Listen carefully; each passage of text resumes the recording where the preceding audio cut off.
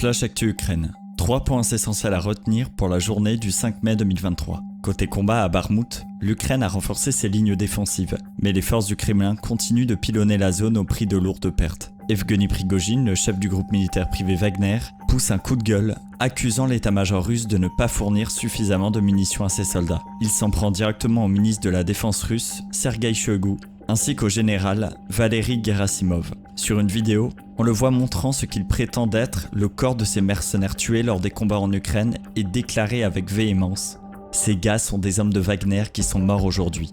Le sang est encore frais, filmez-les tous », lance-t-il. Alors écoutez-moi, bande de ce sont le père et le fils de quelqu'un.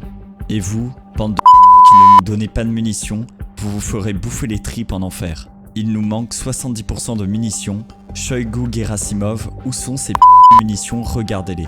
Par ailleurs, le président ukrainien Volodymyr Zelensky a déclaré lors d'une conférence de presse que l'Ukraine se préparait activement à une contre-offensive et qu'elle n'a d'autre choix que la victoire. Il a également souligné que non seulement l'armée, mais aussi la société civile, les usines et les entrepreneurs travaillent tous ensemble pour renforcer l'armée ukrainienne.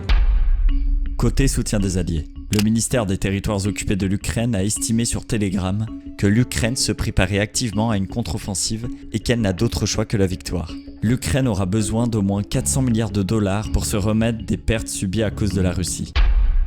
Côté géopolitique, 2 points sont à noter. Tout d'abord, un rapport de l'Organisation pour la sécurité et la coopération en Europe, OSCE, indique que des centaines de milliers d'enfants ont probablement été transférés par la Russie dans les zones sous son contrôle en Ukraine, ainsi que sur son propre territoire depuis 2015. Le rapport souligne de multiples violations des droits des enfants et un schéma systématique pour les intégrer dans des familles russes. Ensuite, Moscou accuse désormais les États-Unis d'être derrière l'attaque présumée de drones sur le Kremlin. Washington a immédiatement démenti ces accusations. La sécurité a été renforcée à Moscou et des mesures de sécurité ont été mises en place avant la célébration du 9 mai marquant la victoire sur l'Allemagne nazie en 1945. Dans ce contexte, l'armée russe a intensifié ses frappes de rétorsion sur l'Ukraine, tandis que Kiev a indiqué avoir abattu 18 drones sur les 24 envoyés par son voisin. Affaire à suivre, à lundi.